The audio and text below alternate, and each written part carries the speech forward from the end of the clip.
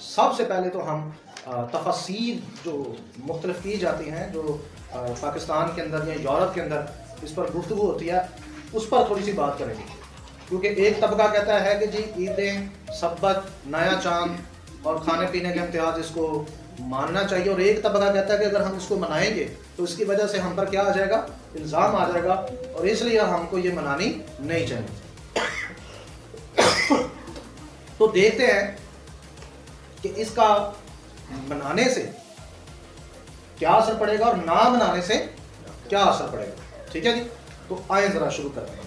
इस आयत का ज़्यादातर पास्टर हजरात गलत मायने और तफसीर करते हैं, और ये तालीम देते हैं कि अगर हम ईदें या सबत या बाइबल का नया साल मनाएंगे तो हम पर इल्ज़ाम आयद हो जाएगा और हम गुनाहगारों की फरिश्त में शामिल हो जाएंगे। 4 चीज़ें जैसा कि मैंने आपको गिनाया। नंबर 1, खाना पीना, यानी पाक और नापाक खुराक या खाना पीने का इम्तियाज़।